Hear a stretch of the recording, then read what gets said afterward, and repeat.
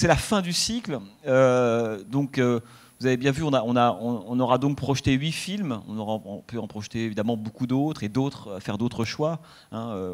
Mais en fait, je trouve très intéressant de commencer le cycle avec Visconti, de finir avec Mario Bava. Parce qu'il y a des liens entre les deux films. Et parce qu'on pourrait presque dire que ce sont deux films qui, du point de vue visuel, vous allez le voir, esthétique, sont obsédés par les mêmes motifs, si ce n'est que l'un a travaillé dans le domaine des super auteurs, hyper artistiques, c'est le cas de Visconti, qui est reconnu comme tel par la critique, et que l'autre a toujours été un cinéaste qui a travaillé dans des genres, avec très très peu d'argent, un peu fauché, qui a été une sorte de magicien, si vous voulez, de l'image et des films de genre, mais que la critique a mis un temps plus que fou à reconnaître, et même encore aujourd'hui, la plupart des gens ne connaissent pas ou très mal Mario Bava. Et parmi les critiques, je pense qu'il y en a sans doute 2 sur 3 qui n'ont jamais vu un film de Mario Bava. Bon. Et pourtant, Bava, c'est un cinéaste, donc on ne pouvait pas faire de cycle italien sans en passer par lui à un moment. Le mois dernier, on a passé Profondo Rosso, l'un des chefs-d'œuvre de Dario Argento, et je pense que j'ai dû vous parler de Mario Bava une première fois à cette occasion-là. Parce que Mario Bava, il est connu pour plusieurs raisons, pas forcément toujours pour de bonnes raisons, mais parmi les 2 raisons qui sont les plus connues, il y a le fait qu'il a été l'inventeur du giallo cinématographique. Vous savez, le giallo, c'est le genre dont on a parlé le mois dernier.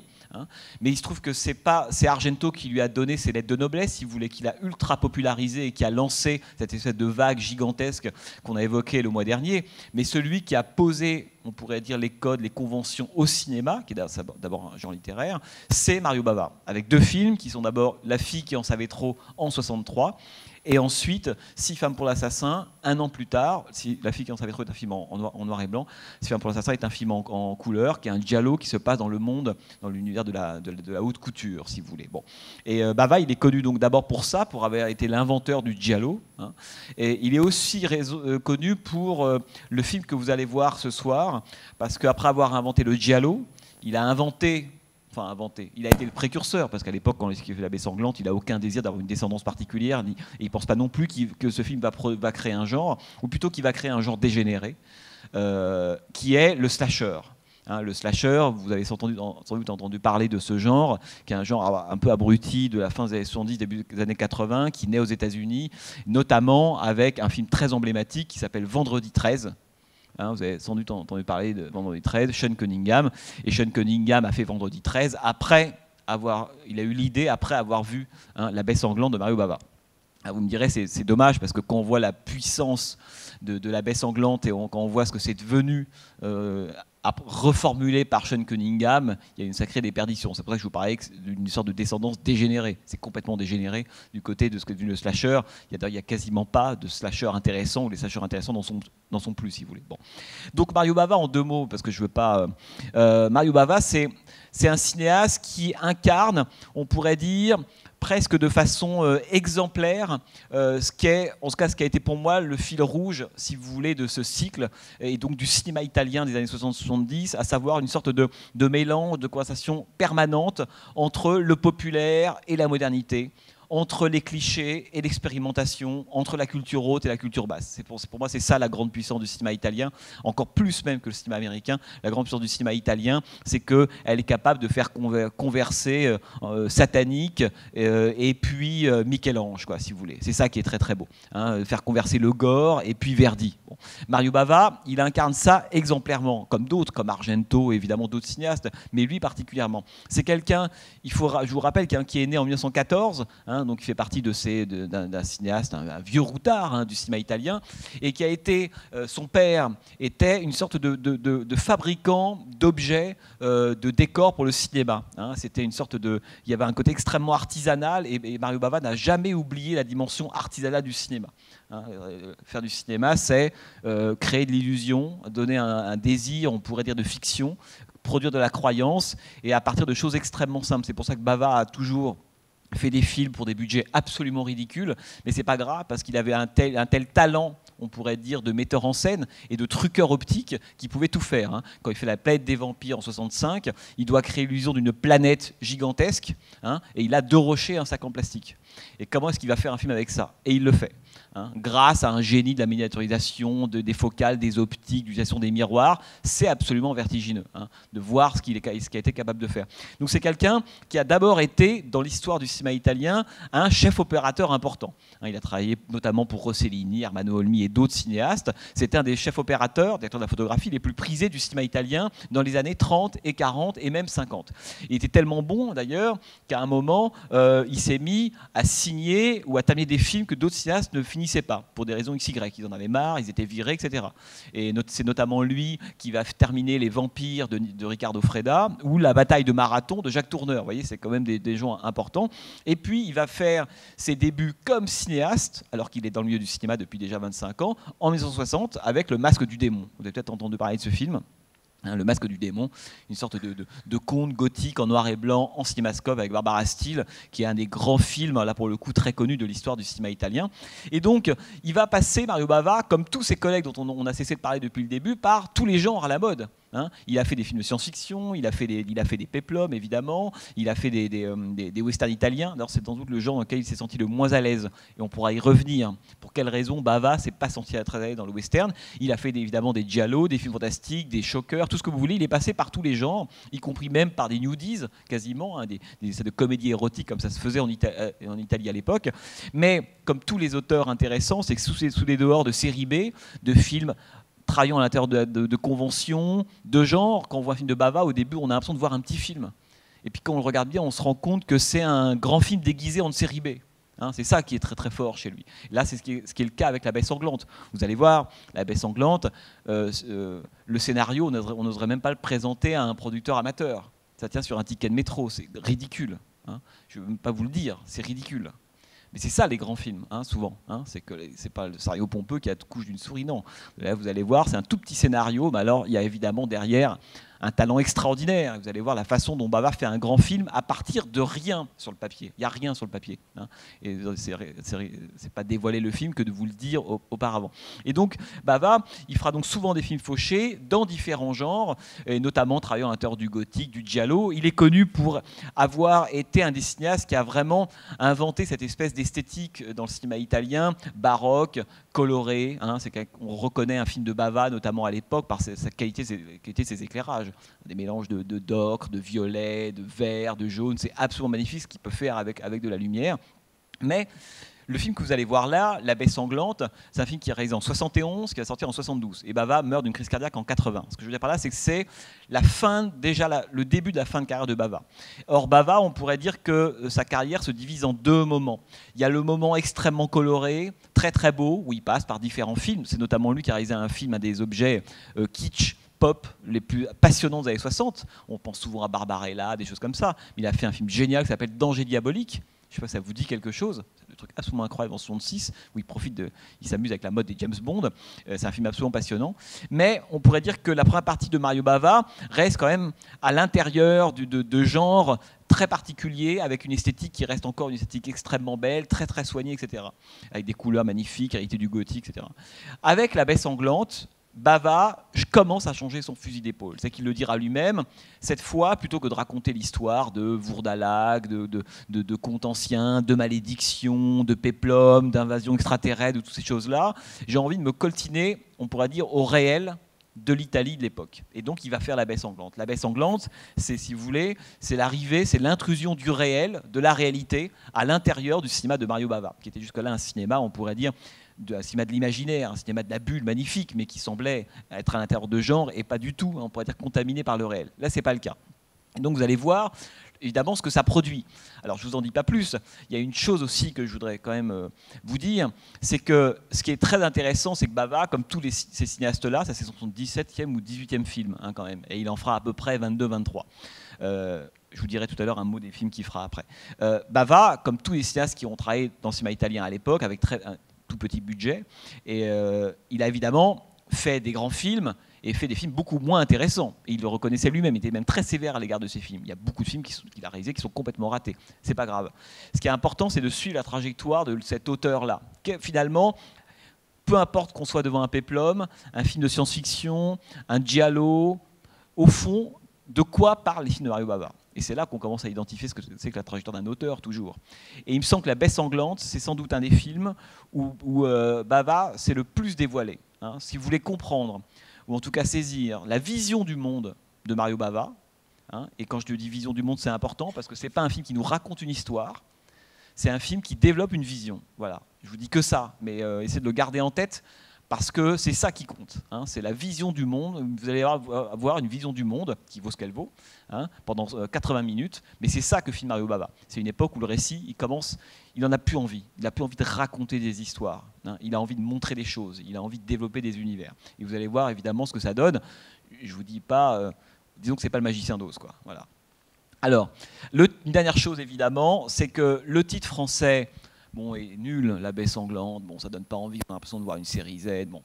Le titre, et je terminerai avec ça, il y a 2 titres italiens de La Baie sanglante. Le premier, c'est Réaction en chaîne, réactionner à catena, c'est Réaction en chaîne. Et vous allez comprendre en voyant le film pour quelle raison le film s'appelait comme ça. Et l'autre titre, qui pour moi est le plus beau, est sans doute celui qui définit le mieux ce qu'est le film, Ecologia del delitto, ça veut dire l'écologie du crime. Voilà. Donc si vous pouvez regarder le film en ayant en tête que le titre de La Baie sanglante, c'est évidemment pas La Baie sanglante, c'est l'écologie du crime, ça donne déjà une indication à mon avis très très précieuse sur ce que raconte ce film, qui est pour moi un des sommets du mélange entre le cinéma, on pourrait dire, expérimental et le cinéma populaire, entre des conventions héritées vraiment pour le coup d'une fiction, de la fiction de genre la plus, on pourrait dire la plus commune qui soit, en même temps une espèce d'exigence artistique phénoménale. Et cette rencontre-là, elle est dure à réussir évidemment, et je pense que La Baie sanglante, elle est totalement là, si vous voulez. Bon, vous êtes déjà totalement assommé. Je vous souhaite une bonne projection, et donc on se voit juste après donc La Baie sanglante, tout à l'heure.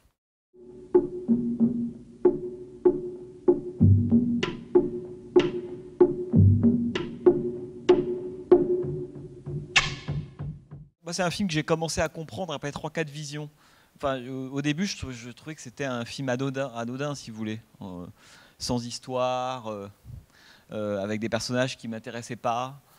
Bref, vous voyez, on voit très bien comment, la première fois qu'on voit ce film, enfin, il me semble, hein, on se dit, mais qu'est-ce que je viens de voir, quoi. Et puis en le revoyant, et aujourd'hui, je pense que c'est vraiment un des grands films de la période.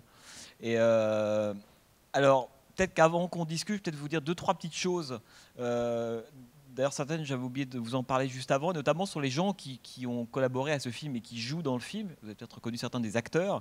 D'abord, le film est donc photographié par Bava. C'est intéressant parce que c'est un chef opérateur passé à la réalisation, et quand il est passé à la réalisation, il a continué à éclairer ses films. Il avait la double casquette, si vous voulez. C'est un film qui est aussi coécrit par Dado Sacchetti. Sacchetti, c'est quelqu'un qui a beaucoup écrit, notamment de scripts pour les films de Lucio Fulci. Je ne sais pas si Lucio Fulci vous dit quelque chose. D'ailleurs, Fulci aurait pu être un des cinéastes présents dans le cycle, mais disons que ce sont des films qui sont difficiles par moments à voir, et j'avais peur qu'il y ait une hémorragie au milieu du film. Déjà là, par moments, vous êtes courageux, certains d'entre vous, vous êtes restés, mais Fulci, il faut quand même, il faut avoir le cuir tanné, quoi. Donc c'est formidable, mais c'est dur. Et donc Sacchetti, le scénariste, voilà, c'est un scénariste extrêmement important du cinéma italien de l'époque. Il a beaucoup écrit pour Fulci, pour des polars, d'ailleurs qui se réclamait lui-même comme un scénariste très engagé politiquement, très à gauche. Hein, et alors c'est intéressant d'avoir ça en tête quand on regarde La Baie sanglante. Et puis ensuite, alors la musique, elle est extraordinaire. Elle est composée par un des grands compositeurs de musique italienne de l'époque, Stelvio Cipriani. Je ne sais pas si ça vous dit quelque chose, mais Cipriani, il a composé un nombre de musique incalculable. Il avait vraiment cette espèce de mélange constant à la fois de mélodies lyriques, baroques. C'est vraiment tous des gens qui ont des formations classiques importantes. Et voilà, Cipriani a composé, il fait partie de ces quelques compositeurs, je mets évidemment de côté Ennio Morricone, qui ont beaucoup compté aussi, parce que le cinéma italien, et ça je vous l'ai souvent dit, ou je ne sais plus si je vous l'ai souvent dit, mais le cinéma italien, c'est aussi une bande originale. Hein, c'est que quand on aime le cinéma italien de cette époque-là, évidemment c'est quelque chose qui a beaucoup disparu. Aujourd'hui, la musique de film, aujourd'hui on a des créateurs d'ambiance, Je sais pas, quand on se dit qu'Alexandre Desplat, par exemple, est le grand compositeur de musique de film aujourd'hui, on se dit qu'on a quand même descendu quelques barreaux de l'échelle, quoi, si vous voulez. Ah bon. Et tout ça pour dire que c'est quand même une époque où il y avait de véritables bandes originales, de véritables compositions, et le cinéma italien, il est aussi indissociable hein, voilà, de Cipriani, de Luis Bacalov, l'homme qui a notamment composé la musique de Django, hein, de Franco Michalizzi. Ce sont des grands compositeurs de musique de film, et c'est important parce que la musique là, dans ce film notamment, joue un rôle important. Elle connote terriblement l'image. Il y a des moments où on se demande pourquoi cette espèce de musique lyrique mélancolique va sur une séquence de meurtre. La séquence d'ouverture est très très belle avec la comtesse, hein, évidemment, et puis cette espèce de musique guillerette, lounge, disco, on ne sait pas trop ce que c'est, hein, qui évidemment crée un effet de distance énorme, et notamment avec le retournement final avec ces deux gamins qui tirent sur leurs parents. Et puis, après, parmi les acteurs, on a là, on pourrait dire, une sorte de défilé de ce qu'a été le cinéma italien de l'époque, avec à la fois des acteurs comme Leopoldo Triste, c'est celui qui joue le rôle de l'entomologiste, qui lui est un acteur extrêmement sérieux, qui jouait chez Pasolini. Hein, donc là, on le voit jouer le rôle de l'entomologiste, avec Claudine Auger qui joue le rôle de Renata dans le film, qui elle a été une James Bond girl et qui a joué dans beaucoup d'autres films italiens. Luigi Pistilli, hein, qui est son mari, cette espèce de type un peu lâche, pas du tout vertébré. C'est un acteur qu'on a vu dans plein de films, et notamment dans Quelques dollars de plus de Sergio Leone, dans des westerns et dans des giallo. Et évidemment, Isa Miranda, grande star du cinéma italien hein, d'avant-guerre, c'est la comtesse qui se fait tuer au début, et Laura Betti, hein, qui est cette espèce de cartomancienne, coiffée comme une gorgone et qui se fait décapiter. Bon. Alors je pourrais continuer la liste comme ça, mais c'est aussi intéressant, c'est les acteurs du cinéma italien, si vous voulez. Alors, qu'est-ce que je pourrais vous dire? Oui, je le disais tout à l'heure, disons que j'ai pas envie d'écraser le film. Vous voyez, je suis convaincu que la plupart d'entre vous viennent de voir un film, parce que Bava, quand on lui demandait mais de quoi ça parle, La Baie sanglante, comme souvent, c'est des cinéastes souvent modestes, et c'est comme... Même, on a beaucoup ça chez les Américains, qui n'épiloguaient pas sur le sens du film. Et pourtant, le sens du film est clair. Ils disaient juste, c'est 13 personnages, 13 meurtres. Voilà. Et c'est vrai, hein, c'est que le principe du film, ça ne tient qu'à ça. Et alors, la première chose qu'on peut se dire, c'est de constater que... alors peut-être que je ne sais pas si vous avez cette impression, vous, mais que c'est un film dans lequel l'histoire, on pourrait dire, s'auto-détruit. C'est-à-dire que l'embryon d'histoire qu'il pourrait y avoir au début, hein, la comtesse est tuée, et celui qui tue la comtesse est tué. Là, on pourrait rentrer dans un histoire de bout de nuit classique, un truc à la Agatha Christie, si vous voulez, dans lequel on va chercher l'identité du meurtrier, celui qui va décimer cette petite population de la baie. Le problème, c'est que dans ce film-là, c'est pour ça que je vous disais que l'écologie du meurtre, c'est important, c'est que la pulsion, on pourrait dire homicide, est la chose la mieux partagée du monde. Hein. Autrement dit, il n'y a pas évidemment un criminel, il y en a 13, et que c'est un film qui ne cesse finalement de montrer comment est-ce que le crime passe de main en main, hein, c'est de gigantesques passages de relais, et à la fin le fait de savoir qui tue n'a strictement plus aucune importance. Hein. Donc ça c'est important parce que c'est pas du tout un film, c'est un film qui commence, qui nous met sur deux fausses pistes. La première, on pense qu'on va rentrer dans un espèce de film baroque, hein, avec une espèce, voilà, on est dans des éclairages à la Bava façon années 60. À ce moment-là, on se dit très bien, évidemment, ambiance même, baroque, ambiance gothique. On se dit qu'on est vraiment dans un conte gothique, type Le Corps et le Fouet. C'est un film qu'il a réalisé en 63, avec des éclairages extrêmement travaillés, une vieille femme paralytique, etc., qui regarde de façon très mélancolique la baie, ça j'y reviendrai. Et puis arrive dans le plan la corde qui tombe, et là, elle se fait tuer, et on change de registre, on passe, on pourrait dire, d'un cinéma gothique avec un certain type de convention du meurtre des années 50-60 à un cinéma, on pourrait dire, de la violence et du meurtre contemporain. Parce que c'est assez crade hein, comme film. Hein. Il y a une sorte de saleté volontaire d'ailleurs dans les meurtres. C'est relativement graphique, on voit du sang, c'est par moments assez glauque. Le personnage que vous voyez à la fin qui se fait donc harponner comme les insectes, hein, évidemment, c'est le personnage de Simon, hein, le fils illégitime. Il est joué par Claudio Volonté, qui est le frère cadet de Jama Volonté. D'ailleurs, je trouve qu'il lui ressemble. Hein. Et ce que j'aime beaucoup dans le film, c'est que ça fait partie des nombreuses subtilités qu'il y a, c'est que comme il est en permanence associé, on pourrait dire, il est à la mare, si vous voulez, à l'humidité, etc., et au poulpe notamment, il passe son temps, alors que les autres personnages ne transpirent pas, c'est le seul à être toujours mouillé. Parce qu'il est comme s'il avait été poulpisé, si vous voulez. Hein. C'est assez beau la façon dont le personnage, il y a un peu de poulpe sur lui. Bon, j'y reviendrai parce qu'il y a une des grandes qualités du film, en fait, c'est un film qui Alors, je vous ai dit au début de l'intervention, il y a de la modernité dans La Bête sanglante. En fait, il n'y a que ça. Hein. C'est que si on l'aborde de façon classique, on se dit, il n'y a pas d'histoire, ou alors une histoire réduite, vraiment, quasiment, à sa plus simple expression. Il n'y a pas de personnages, c'est vrai. Les personnages sont quasi des caricatures. Heureusement que les acteurs, pour la plupart, sont très très bons. Ils n'existent quasiment pas, on n'a pas le temps de les développer, etc. etc. Il n'y a pas de résolution du récit du tout.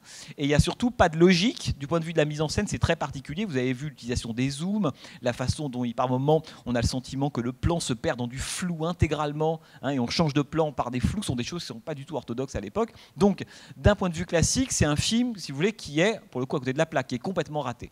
En même temps, si on change complètement de point de vue, on se dit qu'est-ce qu'il y a d'approche moderne dans la façon dont Bava fait ce film. Il ne faut pas oublier que quand un des traits de la modernité au cinéma, mais c'est vrai aussi bien en Italie qu'en France, qu'aux États-Unis, c'est la disparition progressive du récit. Hein, quand la modernité, une des choses qui caractérise la modernité, si vous voulez, au cinéma, c'est l'idée que l'histoire, en fait, compte de moins en moins, voire ne compte plus du tout. On se débarrasse du récit. C'est-à-dire qu'on ne se débarrasse pas, évidemment, d'une vision, de choses à raconter, d'affect, d'impression, mais on se débarrasse de l'histoire, qui devient pesante. Et le film opère vraiment ça. C'est une destruction littérale, en permanence, si vous voulez, de l'histoire, qui est réduite à rien. C'est un ticket de métro, 13 personnages, 13 meurtres, et ce n'est rien d'autre que ça, La Bête sanglante. La deuxième chose importante, c'est la disparition, parce que la question de disparition du récit, quand on pense à ça, je ne sais pas pourquoi j'y pensais ce matin, mais ça n'a rien à voir, mais si, ça a quelque chose à voir, je pensais au film de Howard Hawks, par exemple. Là, ça n'a rien à voir, mais c'est intéressant de se dire que un des traits de la modernité de Howard Hawks, si vous connaissez un peu les films de Howard Hawks, je sais pas, de l'impossible Monsieur Bébé, en passant par Rio Bravo, Eldorado, jusqu'à Atari, par exemple, c'est que quand vous regardez l'évolution des films de Howard Hawks, vous vous rendez compte que c'est quelqu'un qui est allé vers une sorte de disparition progressive du récit. Pour aller vers quelque chose de l'ordre de l'atmosphère, de l'ambiance, de la tranche de vie. Atari, par exemple, il ne se passe rien dans Atari. C'est juste, pour ceux qui l'ont vu, ce film, c'est l'histoire le quotidien de gens qui font des safaris, des choses comme ça. Bon.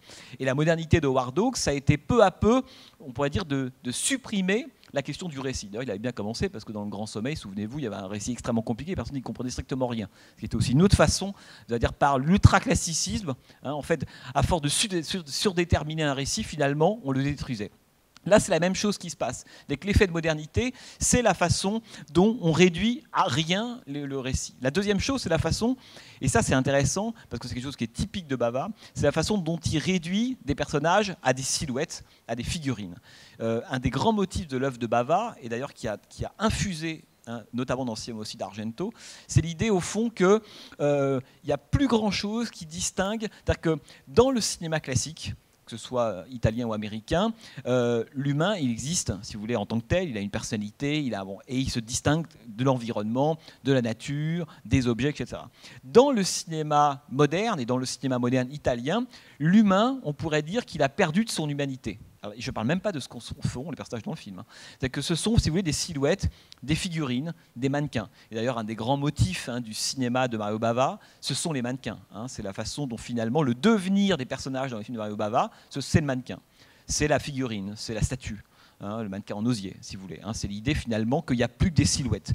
C'est aussi important parce que c'est la modernité, et notamment dans le cinéma italien. Vous savez que la Rome ville ouverte, c'est 1945, et qu'il y a eu toute une histoire du cinéma italien construit sur les ruines de l'après-guerre, avec cette idée que l'humanité n'allait plus de soi. Et un des grands traits qui caractérise tout le cinéma italien, notamment, on pourrait dire après la guerre, après 1945, c'est aussi vrai chez Rossellini, que dans les films de genre, que chez Visconti, cette idée que l'humanité, elle doit se battre, ou en tout cas on doit la redéfinir, elle ne va plus de soi. Et on a donc, si vous voulez, quand je vous disais tout à l'heure, j'aime bien l'idée qu'on commence avec Visconti et qu'on termine avec Bava, c'est parce qu'en fait ça parle d'un même processus de décomposition. Quand vous voyez les films de Visconti tardifs, qu'on a parlé de Violence et Passion, Mort à Venise, Le Guépard, sont des films qui sont hantés par la déliquescence, hantés par la ruine, hantés par la mort, hantés par la décadence. Et dans La Bête sanglante, et on pourrait passer d'autres films de Bava, etc., on a exactement le même processus, si vous voulez, de décomposition. Ça, c'est quelque chose qui est caractéristique du cinéma italien de l'époque. Alors, pourquoi est-ce que c'est intéressant? Ce qui est assez fascinant, c'est qu'on voit bien que Bava et Visconti, ils sont contemporains, ils n'ont pas exactement le même âge, mais quasiment. Ils ont traversé la même histoire, à la fois de l'Italie et du cinéma italien. Ils n'ont évidemment pas fait le même type de film, mais ils ont par moments développé des motifs similaires. Et c'est assez intéressant de voir comment est-ce que Visconti a traité la question de la décomposition, hein, l'idée que l'humain après la guerre, c'est plus une donnée en soi, hein, la déréliction à la fois de l'humanité et de la société italienne, il l'a traité par le haut avec des grands sujets, Ludwig, les damnés, etc. Bon, Thomas Mann.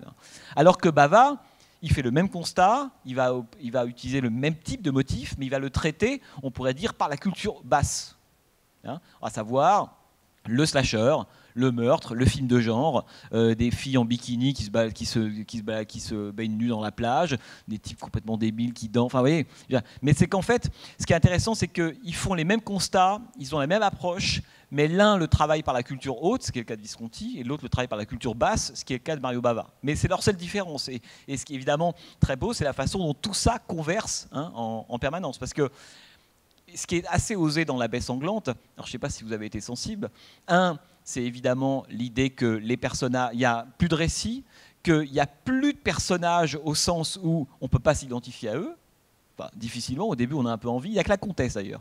La seule à laquelle on pourrait vaguement s'identifier, c'est la comtesse au début. Parce qu'on sent qu'il y a un lien affectif avec la baie, il y a une histoire. Le flashback nous expliquera après qu'elle ne veut pas céder, quelle que soit la somme qu'on lui donne, etc. Bon. Mais après, on n'a plus envie de s'identifier évidemment à ces personnages. On a affaire à un petit théâtre de la cruauté, si vous voulez, avec la grande métaphore des insectes, Bava posant sur ces personnages un regard d'entomologiste. Hein. Tout ce qui leur arrive, en gros, c'est ce que fait l'entomologiste avec les insectes. Ils se tuent les uns après les autres. Mais non seulement il n'y a pas d'identification possible, hein, ou alors très faible, très compliqué si vous voulez, et ensuite, ce qui est évidemment à mon avis assez beau, c'est que ces personnages-là, au fond, n'ont qu'une seule motivation. C'est-à-dire qu'il réduit la complexité, hein, d'individus, hein, à l'intérieur d'un film. On pourrait se dire, oui, mais c'est pas... souvent c'est plutôt un argument positif, quand on parle d'un film, on dit que ce sont des personnages qui sont complexes, ou alors le film restitue leur complexité. Là, pas du tout. Hein, on comprend au bout d'un moment, et c'est quand on fait un film complètement dingue, expérimental, hein, cette idée que les personnages ne sont, on pourrait dire, mus que par une seule chose, c'est l'avidité, posséder la baie. Leur point commun, c'est ça, et pour ça, ils sont prêts à tout, en l'occurrence, à tuer. Donc, au bout d'un moment, cette écologie du meurtre, c'est ça. Hein, c'est qu'il décrit une humanité, hein, enfin une humanité qui est prise à l'intérieur d'une baie, la mélangeant avec les animaux, avec la nature, c'est assez beau d'ailleurs, hein, mais qui ne pense qu'à une seule chose, c'est acquérir la baie, et pour ça, qui est prête à tuer. Donc il y a même, non seulement il n'y a pas d'identification, mais il y a on pourrait dire une forme de vide, hein, au sens où on fait le vide, hein, si vous voulez, des personnages qui ont plus aucune autre motivation, si ce n'est strictement vénale, et pour eux, le passage évidemment au meurtre est extrêmement simple. Et donc, ce qui fait qu'on a un film qui travaille non plus comme dans le cinéma classique par progression, autrement dit, on va d'un point A à un point B. Autrement dit, à la fin, on n'en sait plus sur les personnages. La réponse, non. À la fin, on a compris quel était le motif. Là, on a compris dès le début. Ils veulent tous la même chose. Et puis à la fin, en gros, le but, c'est qu'il n'en reste plus aucun. Donc, ce n'est pas un film qui progresse justement par développement, hein, mais c'est un film qui procède par accumulation. Et ça, c'est quelque chose qui est compliqué, parce qu'on voit bien combien de mauvais cinéastes font du principe d'accumulation de mauvais films. Je vous parlais tout à l'heure du slasher, dans le cinéma américain, qui va apparaître à la fin des années 70, début 80. Il n'y a que de l'accumulation, effectivement, des personnages qui se font tuer, etc., les uns après les autres, mais ça n'a strictement aucun intérêt. Hein. Alors que chez Mario Bava, ce qui est fascinant, c'est qu'il a supprimé la progression du récit, il a supprimé, on pourrait dire, les personnages. On n'a plus des figurines qui tombent comme des mouches, mais très littéralement, même s'il y a un art dans le meurtre, etc., etc. Et finalement, à la fin, on n'a qu'une accumulation, si vous voulez, mais quasi expérimentale, de la même séquence et de la même action. C'est-à-dire que le film dure 1h20, mais il pourrait durer 1h40, il pourrait même durer 50 minutes. Au fond, il ne se passe pas plus de choses à la fin qu'au début. On a en permanence la même action qui est répétée, répétée, répétée, répétée. Après, il y a quelque chose qui moi, me touche beaucoup dans le film, c'est évidemment la mise en scène de Bava. C'est-à-dire que tout ce que je vous dis là, si ce n'est pas Bava qui réalise, on n'a plus du tout le même film. Là, ce qui est très très beau, c'est la façon dont, évidemment, il utilise à la fois le flou, le zoom, la façon dont il met en permanence les personnages en relation avec la nature. Hein. Donc il les intègre à une espèce d'écosystème qui est hanté par la mort et la pulsion. C'est pour ça que j'aime beaucoup le début, le plan de la mouche qui tombe. C'est le destin, voilà, c'est ça les humains qui va filmer. Ah, il vole, paf, il tombe et c'est fini. Voilà. Il réintègre le grand cycle global, le plan de le poulpe sur le père, par exemple, qui est découvert dans la barque, etc. C'est-à-dire que ce qui est assez beau dans le film, c'est que c'est pas du tout un film, alors là encore une fois, la grande différence du cinéma classique, qui est, on pourrait dire, humano-centré, quoi, si vous voulez. C'est-à-dire que le personnage n'est qu'une péripétie ou qu'un élément parmi d'autres dans le décor. Vous comprenez ce que je veux dire ? Ça, c'est important parce qu'il y a des moments où on se retrouve, il y a un point de vue sur... Je prends l'exemple de la fille, l'actrice s'appelle Brigitte Skay, celle qui va se baigner toute seule dans la baie. Il y a un moment, donc elle arrive, elle danse, c'est très très beau cette séquence, cette espèce de nightclub en ruine, parce que tout est évidemment en ruine dans le film, hein. On sent que c'est un monde qui est tiré vers le bas, il faut que j'y revienne après, ça c'est important. Et ce qui est fascinant, c'est la façon dont Bava filme toutes les actions, hein, et tous les personnages, à chaque fois selon des points de vue qui sont pas logiques, au sens où ils appartiennent à un humain, ou à un individu en particulier. Ce qui fait qu'on a, même à la toute fin, qu'on a des moments, des personnages qui évoluent. Alors voilà, on a un plan sur un personnage qui marche, repris de ce personnage-là selon un plan d'ensemble, on ne comprend pas pourquoi. Et ensuite, on a l'impression que c'est un feuillage qui regarde, et puis zoom, et puis flou, etc. Autrement dit, ce que filme Bava, c'est cette espèce, si vous voulez, on parlait d'écologie, une sorte d'écosystème en permanence. Avec l'humain là-dedans, il n'a pas plus d'importance, y compris même en termes de traitement, que l'insecte ou le poulpe mort ou la baie, qui d'ailleurs, on a vu le vrai grand personnage du film, c'est évidemment la baie. C'est elle qui est menacée au début. Alors ça, c'est tout le truc autour de l'immobilier à l'époque en Italie. C'est ce que dit la comtesse. Hein. Bon, je veux dire, voilà ce petit paradis qui risque d'être bétonné, etc. Bon. Mais ce qui est fascinant, c'est qu'est-ce qui reste. Au fond, le film s'ouvre avec quoi ? Avec des plans de la baie, hein, et se termine avec des plans de la baie. Autrement dit, le personnage principal, c'est ça, hein, cette espèce de nature immuable qui a résisté à la cupidité, à l'avidité, à l'ignominie, même par moments de ces humains, de cette espèce de colonie d'humains qui s'entretuent. Hein, le personnage principal du film, si vous voulez, au fond, c'est la baie. Hein, c'est ça que je trouve... à la limite, on peut penser que la baie sanglante, de ce point de vue-là, c'était pas trop nul, quoi. Vous voyez ? Bon, mais dites-moi s'il y a des choses que ceux qui n'ont pas aimé parmi vous, j'aimerais que vous me... Honnêtement, hein, s'il y a des choses qui vous gênent ou... Ouais.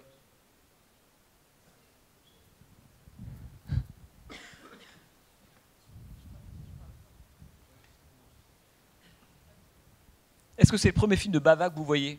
Oui. Ah. Oui, il y a quelque chose que j'ai pas compris dans le film, en fait. Pourquoi avoir tué les touristes, les personnes qui étaient là ? Ça fait comme l'impression que c'est encore un autre tueur, en fait, supplémentaire. Alors, oui, alors attention, parce que quand je vous disais qu'il n'y avait pas d'histoire, je ne voudrais pas faire croire ou comprendre que l'histoire, d'abord, qu'elle est problématique ou qu'elle est bâclée. Non, il n'y a volontairement pas d'histoire au sens où il n'y a pas de développement. Cela dit... les meurtres sont tous assignables à des gens en particulier. Et ça, le film nous l'explique, c'est-à-dire qu'on sait qui a tué. Il n'y a pas du tout de mystère et de doute sur les différents meurtres, et notamment les meurtres de cette bande, de ces quatre touristes, oui, les touristes post-hippie, on ne sait pas trop ce que c'est d'ailleurs, c'est Simon qui les tue, puisque c'est là, vous voyez cette espèce de petite machette qu'il a, qu'on va retrouver à la fin. Alors, à la fois, ce que je dis, c'est pour répondre à votre question, et en même temps, ça n'a pas d'intérêt. Ce que je veux dire par là, c'est que les meurtres ne sont pas tués par une entité surnaturelle, que la question d'un grand meurtrier Manitou Gepetto, ça n'existe pas, puisque c'est ce qui est évidemment génial dans le film, c'est que le meurtre devient la chose la mieux partagée du monde. Hein. On sait ce qu'on fait le plus facilement, et tout le monde s'y met sans aucun problème, parce que c'est un film d'un pessimisme absolu. Pour moi, c'est un des plus grands films pessimistes de Bava. Mais dans le détail, quand on voit le film, on voit qui tue. Il y a des moments où on le voit directement dans le plan, évidemment, ou par moments, c'est symbolisé par effectivement un outil, et là en l'occurrence dans le cas de Simon, c'est Simon qui lui a peur effectivement, qu'on peut imaginer ça, hein, que ces touristes-là commencent à souiller la baie, il n'a pas envie qu'ils investissent différents lieux, et c'est lui qui les tue, hein, tout simplement. D'ailleurs, ce qui est assez drôle, c'est que, alors, je déteste les lectures psychanalytiques, mais c'est un drôle de personnage ce Simon, hein, parce qu'y compris lorsqu'à la fin il va étrangler la secrétaire, on voit bien que c'est quelqu'un qui a un physique, on pourrait dire, qui pourrait être très sexué, il est toujours humide, il va étrangler cette femme, etc. Ou alors la fille qui se baigne dans la baie, et à aucun moment la question de sa sexualité est levée. Hein, pas du tout, c'est quelqu'un qui passe son temps à tuer. Hein, comme s'il il avait choisi la question de la sexualité avait complètement disparu chez lui, et qu'il ne faisait que commettre des meurtres à la place. Mais les meurtres dont vous parlez, il ne reste pas dans le vague. C'est-à-dire que le scénario, aussi mince soit-il, il nous dit, voilà, ces quatre-là, c'est lui qui les tue. Hein, et d'ailleurs, je pense que dans tout le film... et en même temps, est-ce que ça a de l'intérêt? Ce que je veux dire par là, c'est que au début, le film, à cause notamment de son régime esthétique très différent, enfin, passer les 7-8 premières minutes, au début, on pense dans un type de film où du minute on bascule complètement, c'est qu'au début, on est parti, nous, en tant que spectateurs, toujours un peu conservateurs et classiques, se dire, bon, alors, quels sont les personnages aux côtés desquels on a envie d'être? Bon, au début, c'est la comtesse, le problème, ça ne dure pas longtemps. Bon. Et puis après, un autre personnage arrive, on pense c'est Ventura, l'architecte. Bon. Et puis finalement, le type disparaît, etc. Donc, le film, en fait, au début, il nous oblige à faire le deuil de cette idée qu'on va s'identifier à des personnages. Ce qui fait qu'au bout d'un moment, au début, on a envie d'être avec des personnages, et au bout d'un moment, on assiste, et alors à mon avis, c'est là que le film marche ou pas d'ailleurs, on assiste à une espèce de processus, à une description de l'humanité, hein, parce que je vous disais tout à l'heure que ce qui est fascinant chez Bava, c'est que quels que soient les genres par lesquels il est passé, et quelles que soient les réussites d'ailleurs, bon, je sais pas, vous passez, je sais pas, Arizona Bill, La Palette des vampires, Le corps et le fouet, ce film-là, ce sont des films très éloignés, et pourtant, ou Le masque du démon, et pourtant ce sont des films qui sont, en tout cas les meilleurs, la plupart d'entre eux, obsédés par une question qui est on pourrait dire qui est la façon dont l'individu réagit au contact du mal. Voilà, le mal. Vous me direz, c'est le cas de beaucoup de cinéastes, bien sûr. On pourrait parler de Clouseau, on pourrait parler de Fritz Lang, on pourrait parler pourquoi pas d'Hitchcock, de Friedkin l'année prochaine. Le mal, c'est un sujet qui a souvent intéressé les cinéastes. Et on voit bien dans ce film, qui est un film tardif, où Bava commence à être très personnel, il n'a plus du tout la question. On pourrait dire les conventions du genre, elles sont quasiment plus là. On sent que c'est un film où il est au plus proche de ce qu'il a vraiment envie de faire.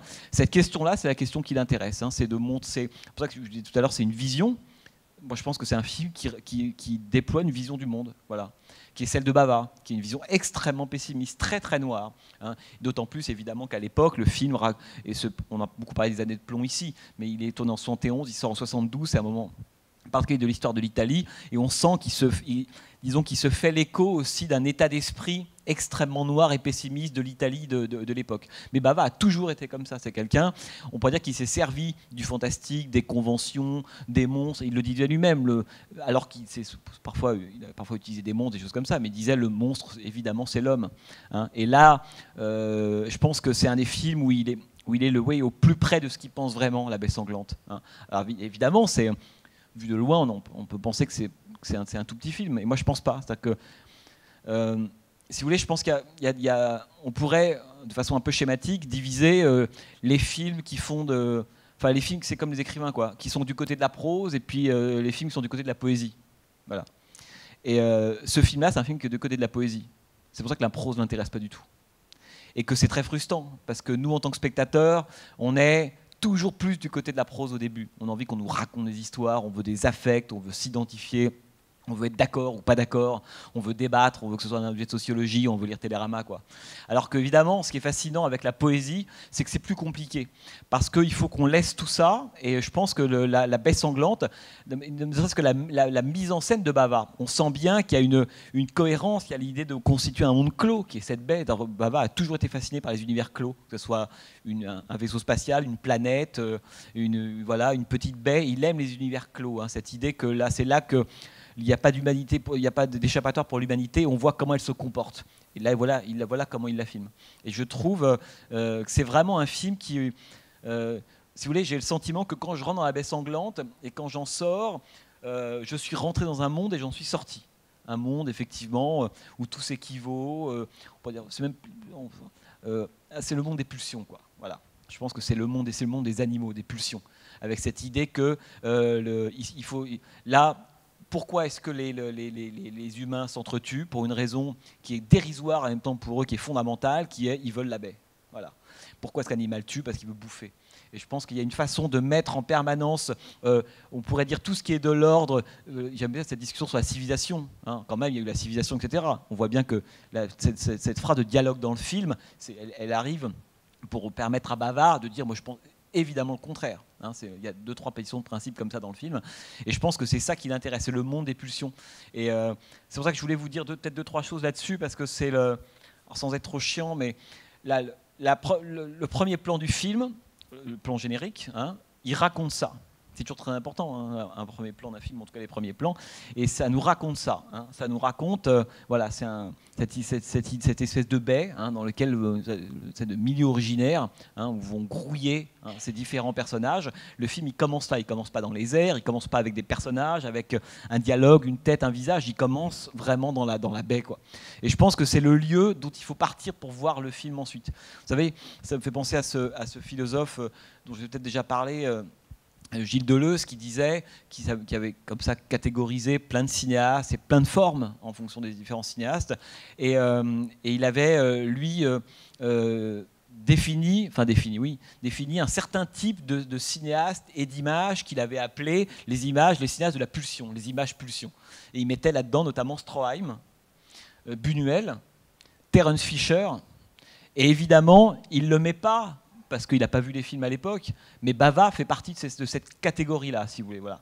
Si je devais chercher une plus grande famille, en tout cas une famille, je dirais, de façon la plus précise possible à ce qu'est Bava, évidemment c'est un cinéaste italien, évidemment Argento, Margheriti, Visconti, très très bien. Bon, il y a beaucoup de points communs, mais je pense que le truc le plus exact de Bava, c'est que c'est un cinéaste de la pulsion. C'est-à-dire que c'est quoi le cinéaste de la pulsion? Ça veut dire que c'est un cinéaste qui filme un monde qui est totalement organisé autour des pulsions. Voilà.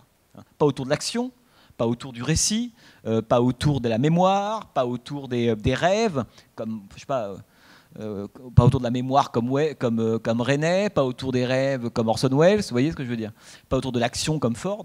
Non, c'est quelqu'un qui fait des films autour de la pulsion. Et ils sont pas, et voilà, et on les détermine très concrètement, ces cinéastes qui sont obsédés par la pulsion, par les mondes originaires. Cette idée que l'humanité, elle s'enfonce toujours dans un monde originaire qui est celui de la pulsion. Et ça, c'est Buñuel. L'âge d'or, par exemple, évidemment, Viridiana, c'est von Stroheim, hein, pour ceux qui ont vu les Rapaces, par exemple. Les Rapaces, la baie sanglante, c'est les Rapaces de 71, quoi, si vous voulez. Hein. Enfin, c'est très dur de voir malheureusement la version intégrale des Rapaces, qui fait 5h30, mais quand même. Hein. On pourrait, pardon 7h, ouais, 7h. On voit celle de 5h30 maintenant avec des intertitres. Bon.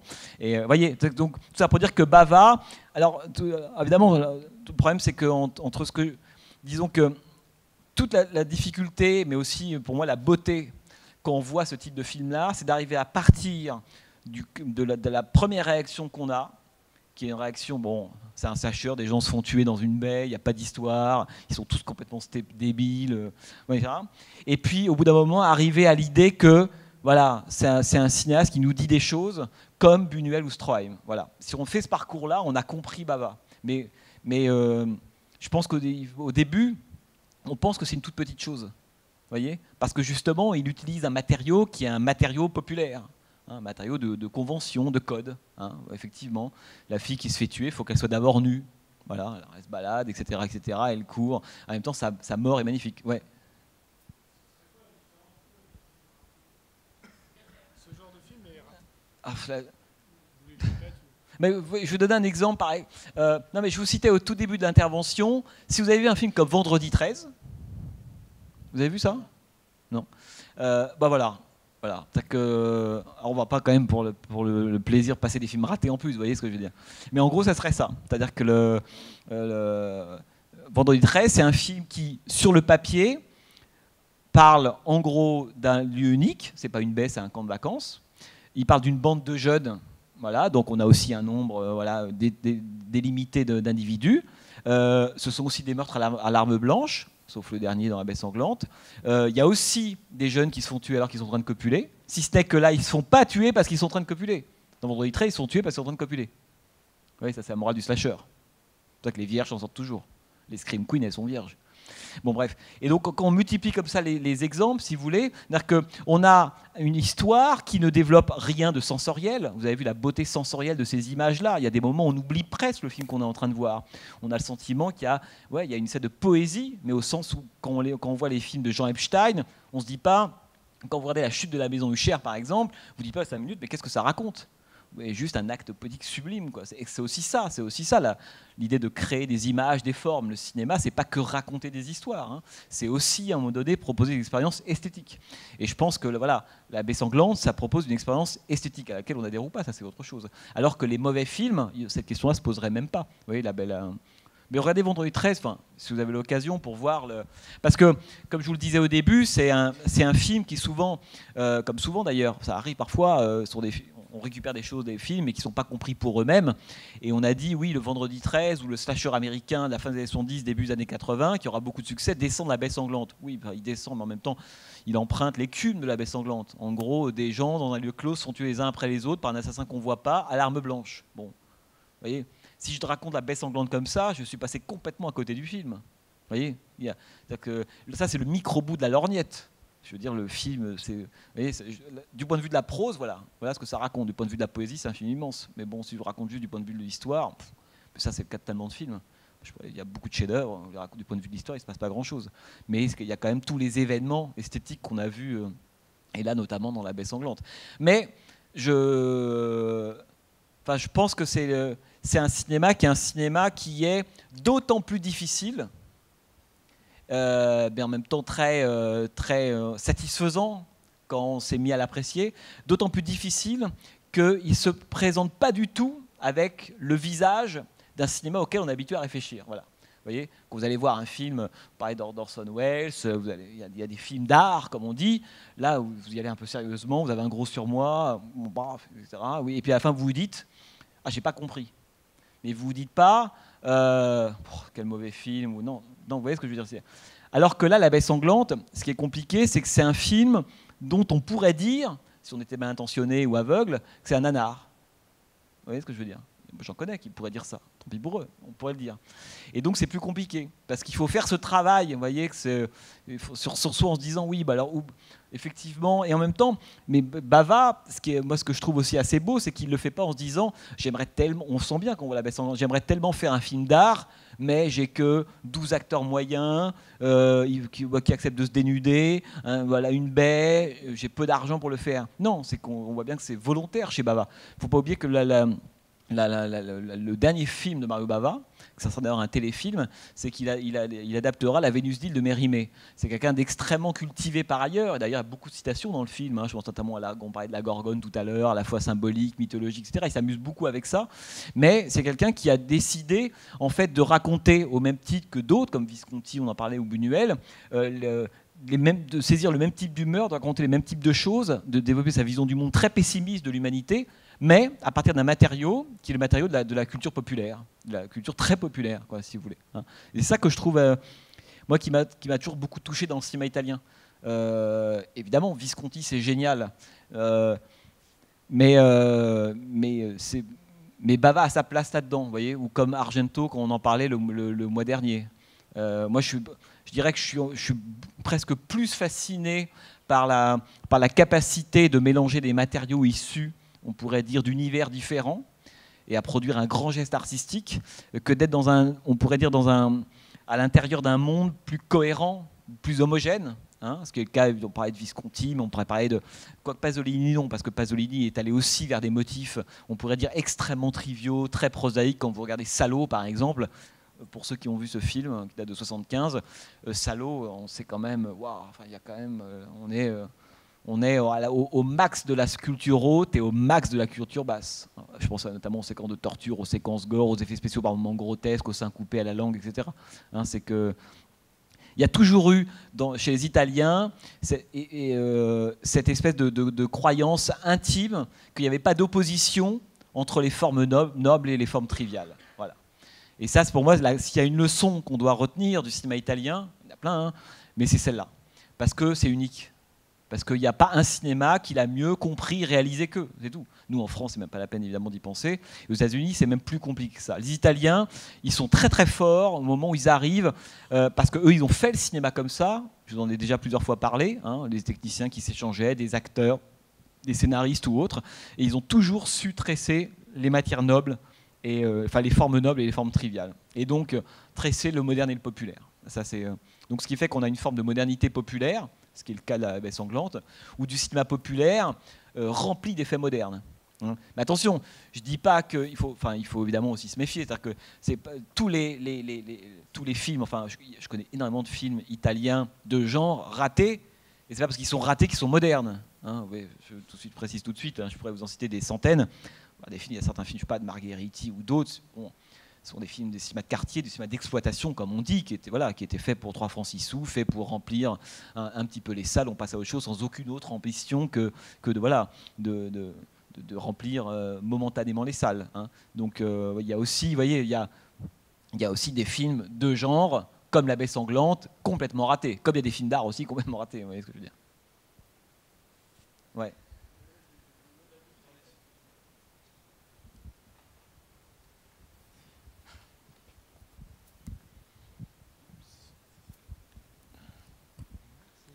Oui, au niveau de la musique, je ne connais pas du tout le compositeur, mais vous parliez de la distance, et la distance, autant je la ressens très bien dans Salo avec la musique qui est complètement géniale, ou chez Kubrick ou chez Visconti, voilà.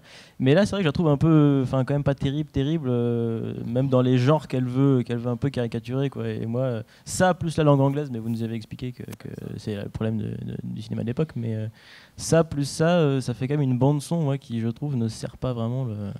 C'est ça qui vous gêne dans la musique? Je la trouve pas très bonne en allemand. Ah ouais, quoi, ouais. Je sais pas. Alors ça après c'est un truc d'appréciation. Hein. Moi j'aime beaucoup Cipriani. Il y a des trucs qui sont complètement repompés, Drachma. Enfin c'est même pas lui, quoi. Oui, mais alors la question c'est comment il l'utilise. Hein. Au début la musique, cette musique lyrique très mélancolique, elle raconte le rapport. D'ailleurs, ce qui est assez beau d'ailleurs, c'est qu'on en sait beaucoup plus sur la comtesse à ce moment-là. Alors qu'elle ne prononce pas une phrase. Hein. On en sait beaucoup plus par la mise en scène de Bava, par l'utilisation de la musique, par le rapport à la baie, la larme sur la vitre. Ça, c'est la preuve d'un grand cinéaste qui a tout fait passer. C'est-à-dire que j'ai presque le sentiment que je la connais depuis 2 heures, ce personnage-là. Avec cette musique-là qui n'est... Attention, pour la musique du début de La Baie sanglante, je parle après le générique, qui n'est pas du tout une musique qui distancie. Bien au contraire, elle est là elle capte l'intériorité du personnage. C'est l'âme, quoi. La musique, c'est l'âme. Et puis, il y a d'autres moments... Alors, il y a un autre moment, par exemple, très très beau, il y en a plusieurs, mais notamment sur la fin, lorsque Simon est harponné, là, là, d'un seul coup, se déclenche la musique.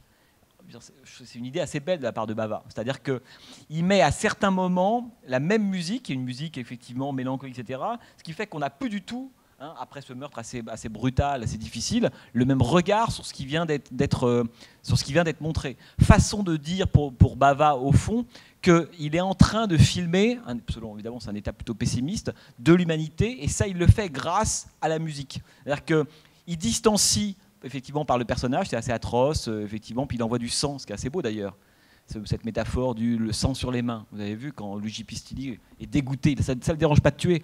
Par contre, avoir du sang sur les mains, ça l'ennuie. Bon, il y a plein de choses très poétiques, très belles, mais très discrètes qui sont balancées comme ça. Et là, la musique, à ce moment-là, elle donne une épaisseur complètement différente à ce qu'on vient de voir. Et en même temps, elle peut être distanciée. Le côté distancié, c'est le côté lounge, quoi, qu'on entend sur la fin avec les 2 gamins. Là, vous avez repéré que la petite fille qui joue, c'est l'héroïne perverse de Profondo, la petite fille perverse de Profondo Rosso, celle qui épingle des lézards. Hein, c'est la même. À l'époque, elle jouait des sacrés rôles, elle. Mais je pense qu'on ne lui disait pas ce qu'elle tournait exactement. Mais bon, ou alors à l'époque, il n'y avait pas les associations de parents qui fait qu'on ne peut plus tourner avec les enfants aujourd'hui. Enfin, ou alors ils croient qu'il se passe un truc alors qu'on filme autre chose. Et là, oui, il y a un effet de distanciation. C'est-à-dire que, à mon avis, l'humeur de La Baie sanglante, si vous voulez, c'est à la fois... alors comment dire, c'est d'un côté l'extrême distance, ça c'est le côté musique lounge, et donc c'est l'entomologiste, Bava, qui a son bocal, et puis il voit des gens s'entretuer, il voit les mouches tomber, voilà. Mais en même temps, il y a du lyrisme dans le film, vous voyez ce que je veux dire, qui passe d'ailleurs aussi par la musique, par la séquence d'ouverture à d'autres moments. Autrement dit, disons que c'est pas Antonioni, voilà, Bava. Parce qu'Antonioni, c'est quelqu'un qui est on sait bien qu'il a souvent utilisé cette métaphore de l'entomologiste, l'homme qui regarde des couples se déchirer, qui regarde, quoi. Et qui ne s'implique pas, en tout cas qui ne filme pas un moment, un affect. Il détestait d'ailleurs, Antonioni, les affects. Souvenez-vous du début de l'Éclipse, par exemple, scène de ménage, et ben lui, il rentre dans la scène une fois que les affects sont partis, que la scène de ménage a lieu. Hein, il ne voulait surtout pas. Bon. Et là, chez Bava, il y a cette dimension d'entomologiste comme il y a chez Antonioni, hein, si ce n'est qu'à des moments où il descend dans l'arène. Parce que ce qu'il raconte, ça lui tient à cœur. C'est ça que je trouve assez beau. C'est qu'il y a une forme d'audace quand même, cette musique qui est très premier degré, mais ce n'est pas négatif ce que je dis. Hein, mais le moment effectivement un peu lyrique, un peu mélancolique de Cipriani, c'est très premier degré. En même temps, c'est quelque chose qui, à mon avis, décrit très précisément au fond ce qui attriste Bava. C'est qu'à la fois il s'amuse et en même temps ça l'attriste. Je pense que c'est les deux humeurs du film en permanence. Et donc le fait qu'on est toujours... on danse sur deux pieds. Il y a ces deux musiques-là aussi, si vous voulez. Et de la même façon, il y a une forme d'humour macabre dans les meurtres, et en même temps, je pense notamment à la décapitation. Hein. Alors, quand je vous parlais tout à l'heure des personnages figurines, c'est assez beau. Hein, comment est-ce que plusieurs fois dans le film, il établit un rapport entre des personnages et des animaux, ou rien, ou la statue de plâtre, hein, la tête de Laura Betty tombe, on ne la voit évidemment pas tomber. Par contre, ce qu'on voit tomber, c'est la tête d'une statue. Hein, c'est que ça, c'est le devenir figurine du personnage chez Bava, qui est un truc très moderne, et notamment filmé dedans. Bon. Et donc voilà, je pense que moi j'aime beaucoup, d'abord parce que je pense que Cipriani, mais vous devriez écouter plus de BO de Cipriani, hein, c'est notamment lui qui fera 2 ans plus tard la BO de Cani Arrabbiati, parce que Bava va faire après des films complètement dingues. C'est que là, c'est un apéritif de sa vision du monde. Mais après, il va faire d'autres films, et notamment un qu'il faudrait que vous voyiez si vous avez l'occasion, qui s'appelle Les Chiens Enragés, Rabid Dogs en anglais, Chiens Enragés en français, Cani Arrabbiati en italien, et qui se passe dans un lieu ultra clos, quasiment dans une voiture, et qui raconte tout simplement l'histoire d'une bande de cambrioleurs. Alors là, pour le coup, on est en plein dans l'Italie des attaques de banque, des cambriolages, des kidnappings. Une bande de cambrioleurs qui finalement sortent d'une banque, ça tourne pas très très bien, et pour trouver une issue de secours, décide de kidnapper un homme qui se balade avec sa petite fille. Bon. Et donc on va passer quasi l'intégralité du film à l'intérieur de cette petite voiture avec 4 brutes épaisses qui vocifèrent et un homme qui va tenter de mener tout ce petit monde à bon port pour à la fois s'en sortir vivant, éviter à sa fille de ne pas être tuée. En même temps, comme Bava ne sauve jamais personne dans l'humanité, c'est ça qui est intéressant. La façon dont je vous raconte le film là, on se dit le père il est formidable. Alors, je vous en dis pas plus. Vous avez vu le twist qu'il y a à la fin, évidemment, de La Baie sanglante. Chez Bava, pas du tout là. Il développe une vision pessimiste de l'humanité, qui en plus par moments se double d'une vision pessimiste de l'histoire et de l'état d'Italie de l'époque, ce qui est le cas évidemment des Chiens Enragés. Mais à aucun moment il sauve un personnage ou deux. Hein. C'est pour ça que ce qui est assez beau dans La Baie sanglante, c'est la façon dont il faut impérativement qu'à la fin tout le monde disparaisse, hein, et que les enfants, au nom de quoi les enfants, ça ne serait pas plus ou moins cruel, etc. Pas du tout. Il faut que les enfants soient pris dans ce cycle humain de la cruauté. Et donc, il les incorpore évidemment à la fin. C'est très très drôle, mais c'est assez beau. Hein. Et d'ailleurs, je pense que ça fait partie de ces séquences qui seraient difficiles à tourner aujourd'hui.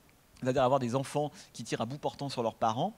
Il y aurait sans doute une forme enfin pas de censure, d'interdiction, ça serait beaucoup plus compliqué aujourd'hui. Et ça, j'aime cette façon dont tous les personnages du film sont inclus dans cette espèce de cycle. Et les enfants, évidemment, il n'y a pas de raison, même s'il y a une grande tradition des enfants maléfiques autres. Je ne sais pas pourquoi je vous dis tout ça, mais voilà. Sinon, j'ai une autre question à l'échelle du cycle qu'on a vu cette année. On parle souvent cinéma d'auteur, cinéma bis. Qu'est-ce qui fait la répartition à la base du budget ? Parce que quand on voit un Argento qu'on a vu le mois dernier, j'imagine qu'il n'avait pas du tout un budget de série B, parce que c'est énorme. Non, un peu plus dessous, ouais. Et voilà, et tous les deux, on fait du giallo, on fait du genre. Donc, qu'est-ce qui fait que la production va donner un budget de film d'auteur à quelqu'un qui fait du genre ou un film mais non, mais c'est pas ça. Oui, non, mais c'est même pas forcément ça. C'est-à-dire que vous savez, en Italie, il y a un nombre d'abord de producteurs énormes. À ce moment-là, qui a été l'âge d'or du cinéma italien, tout le monde ouvrait une boîte de production. Tout le monde. Il y avait des centaines de films qui se faisaient par an.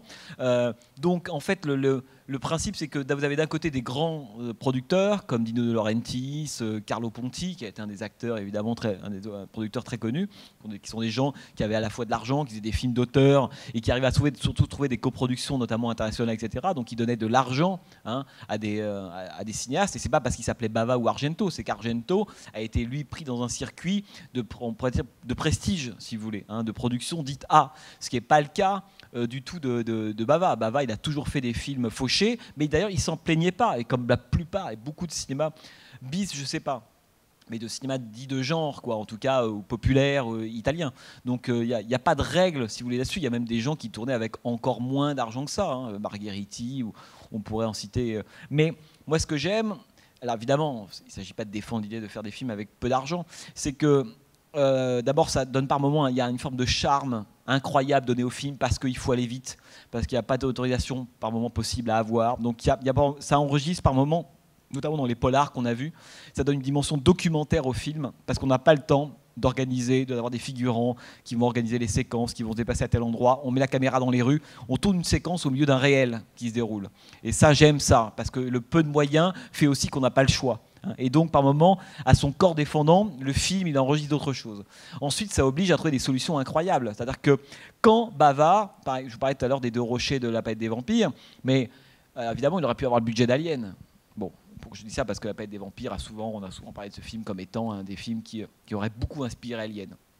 Ce qui est d'ailleurs plutôt vrai, notamment parce que l'un des personnages qui a travaillé sur les effets spéciaux de La Palette des Vampires, c'est Carlo Rambaldi, et Carlo Rambaldi, c'est l'homme qui fera certains états de la créature d'Alien. Bon. Donc italien, Carlo Rambaldi. Donc évidemment, La Palette des Vampires, Alien. Bon. Tout ça pour dire que ce qui est génial, évidemment, dans le film, on sent que Bava, d'ailleurs, était excité à cette idée en permanence de trouver des solutions pour pallier, non pas au manque de budget, mais au fait qu'il n'avait pas ce qu'il pouvait avoir. Et c'est ça que je trouve très très beau. Quand on a effectivement 2 rochers, comment faire croire qu'il y a une planète, avec des miroirs, avec des transparences, avec des tableaux peints sur les vitres, etc. Je trouve que ça a produit pour le coup une poésie, une forme d'invention, d'inventivité, me semble-t-il, très forte. Et moi, c'est pour ça que je ne le prends pas comme quelque chose de forcément négatif, sachant qu'à l'époque, évidemment, il n'y avait pas le numérique, donc ça c'est encore autre chose d'ailleurs. Bon. Mais voilà, mais il y avait plusieurs cas de production différentes. Après, il y avait des gens qui montaient une production sur un film ou deux, et puis qui n'avaient plus les droits au bout d'un moment. Vous voyez, le cinéma italien, c'est quand même. Et il y a aussi des coproductions, notamment beaucoup entre la France, l'Italie et l'Espagne. Il y a beaucoup de films qui expliquent au générique la présence, notamment d'acteurs, à chaque fois venant de 3 pays différents. C'est pour ça d'ailleurs qu'à une époque où la France coproduisait des films italiens pendant cet âge d'or-là, il y avait des acteurs français qui débarquaient dedans. Notamment, je pense à Jean-Louis Trintignant. Par exemple, Trintignant, à la fin des années 60, il tourne des films de genre italiens formidables. Le Grand Silence de Corbucci, je sais pas, Il Cuore de Tinto Brass, La Mort impondue, un œuvre de Giulio Questi, sont des films formidables. Et ça, c'est vachement bien. Cela dit, même le problème, c'est que ou Masha Merrill, où il y a beaucoup d'acteurs et d'actrices vont jouer dans des films italiens. Mais après, les acteurs français, quand on leur reparlera de ça, ils ont un peu honte. Ils sont cons, mais ils ont un peu honte. Alors, non, moi, je me souviens plus. Trintignant, non. Je me souviens très très bien. Moi, une fois, poser la question à Trintignant, je lui avais dit, vous vous souvenez que vous avez tourné, mais vous avez vu ces trucs-là? Lui, ouais, formidable. Et c'est assez marrant parce que lui, il avait gardé un bon souvenir de son travail avec Corbucci, avec Giulio Questi et autres. Mais pour beaucoup de cinéastes, d'acteurs français, c'était pas... Voilà, c'est pas très digne d'avoir tourné ces films-là italiens, alors qu'ils défendent des films d'auteurs lamentables qu'ils ont fait par la suite. C'est le côté un peu snob des acteurs français. Par contre, ce qu'ils ont fait en Italie dans les années 70, ils ont tendance à l'avoir beaucoup oublié.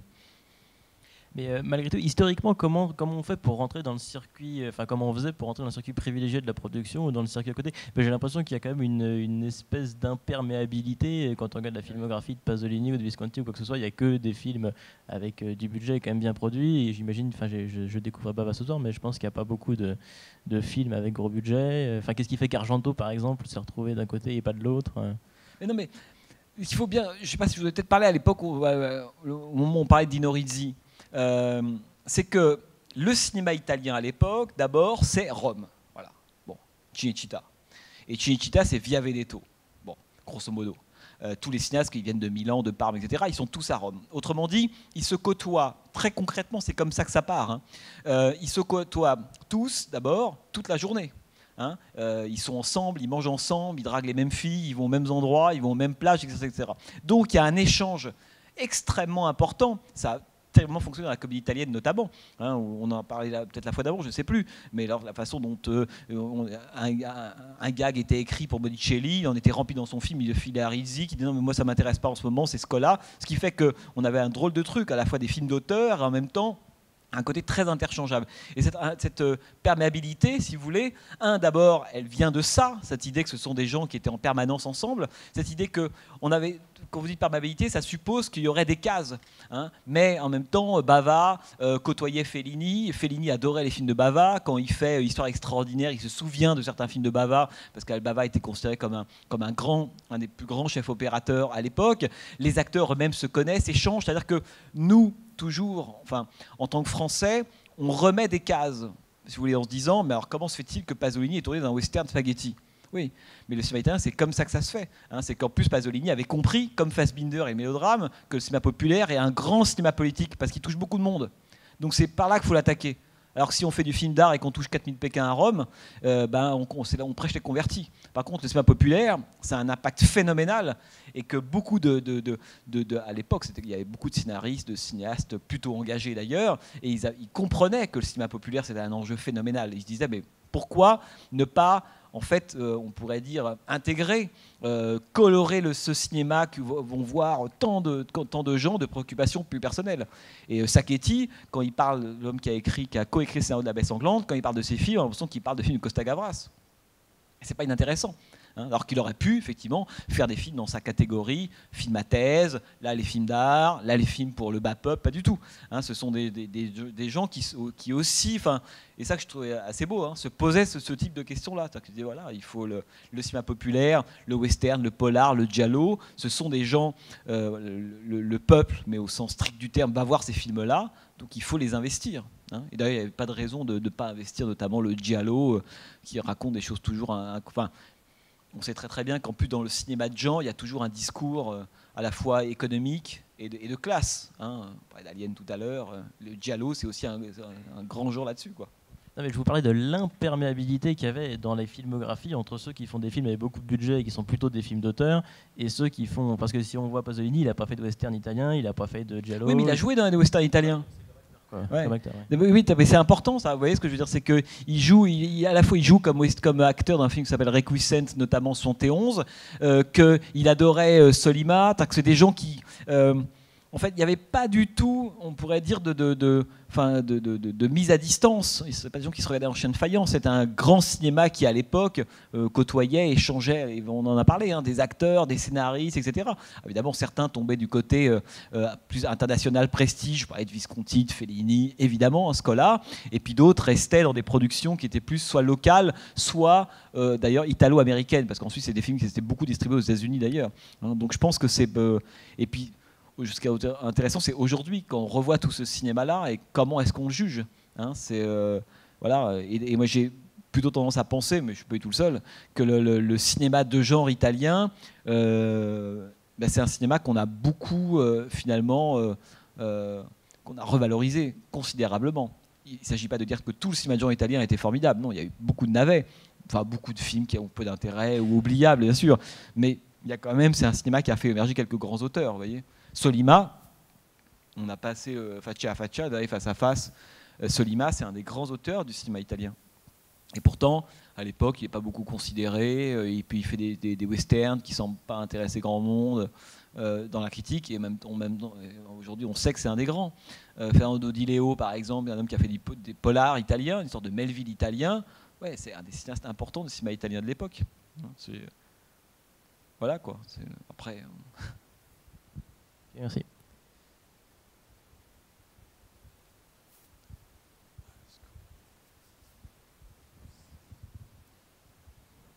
Oui, merci de vos interprétations. Mais depuis que vous parlez tout à l'heure, il y a une idée de transposition qui m'est venue, surtout à propos de l'aspect écologique et autres. Et je me demandais si finalement ce film, si nous ne le voyons pas tous les jours à la télévision, pendant l'espace publicitaire. Je veux dire par là que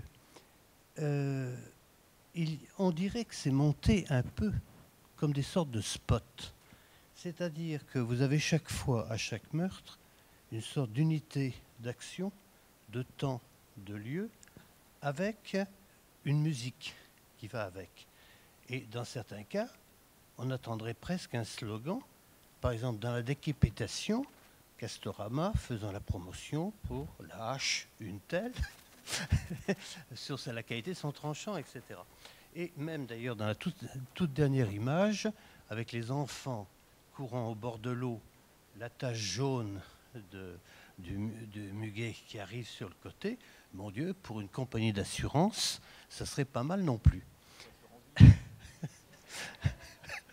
Et quant à la comment dirais-je, l'unité que vous avez fait se créer à partir de la baie elle-même, donc qui excite tous les intérêts, finalement, c'est ce que nous subissons tous les jours pendant ces tranches de spots publicitaires où il n'y a un seul intérêt, c'est celui que certaines banques disaient à un moment, votre argent m'intéresse. C'est un peu, mais effectivement, le processus est totalement inversé. Et là,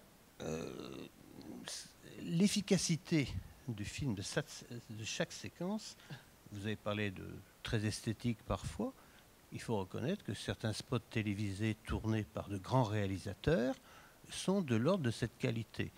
Alors maintenant, si vous êtes un peu, mettons, végétarien, quand vous voyez arriver plein cadre à la fin d'un spot une tranche de jambon, un rôti qui cuit, un poulet, ne parlons pas d'un hamburger double, dégoulinant un peu, c'est un peu...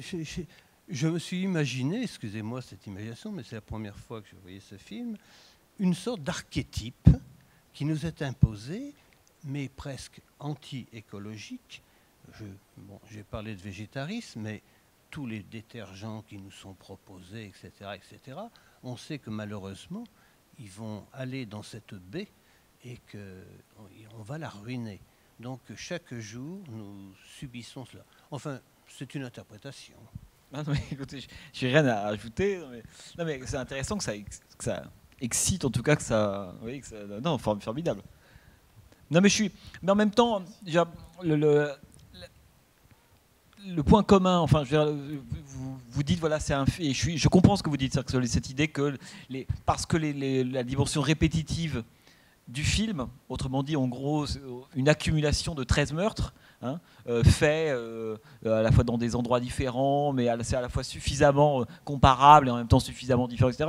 Ça renvoie, on peut dire, oui, effectivement, à une forme qui serait une forme courte, pourquoi pas publicitaire, oui. Mais à mon avis, le point commun, c'est surtout la forme de fétichisation, parce que je pense que, évidemment, on le remarque quand même quand on voit le film. Et encore, il a fait pire, Bava, mais un petit peu là, on voit qu'il y a une attention importante donnée aux objets. Hein, évidemment, qu'on voit, il y a une dimension fétichiste importante. Il y a quelque chose qui est Bava, c'est voilà, c'est l'homme de 6 femmes pour l'assassin, le gant, le talon, le pied, le cou, il y a des choses comme ça. Et peut-être qu'effectivement, c'est la dimension fétichiste mais ça, ce qui est, on pourrait dire, du giallo et du cinéma italien, qui vous avez pensé à la pub, sans doute, quoi. Après, le terme l'écologie du meurtre, moi j'aime beaucoup ce titre. Alors d'abord, la baie sanglante, c'est sans doute plus vendeur, parce que l'écologie du meurtre, on se dit voilà. Mais c'est beaucoup plus précis. Enfin, je pense que c'est en gros, ce que dit Bava, c'est voilà, ce que je pense de l'humanité, hein, qui vit ensemble. Deux points, c'est une écologie du meurtre. Voilà. Et je pense que le film raconte exactement ça, hein. Mais écologique au sens, comment est-ce que l'homme trouve sa place dans un cycle, hein, c'est pour ça que c'est important que, au fond, il y a en permanence cette idée, ça que j'aime assez dans le film, c'est qu'on voit très souvent, il y a le meurtre, tel qu'il est évidemment montré, et puis ensuite il y a le moment où le cadavre fait retour. Qu'est-ce qu'on en fait? C'est-à-dire qu'il y a la forme vivante du corps et puis il y a la forme morte du corps qui se décompose, etc. Sachant que, comme c'est un cinéma, j'y reviens, de cinéma de la pulsion, en gros, on revient toujours dans le monde originaire qui est la baie.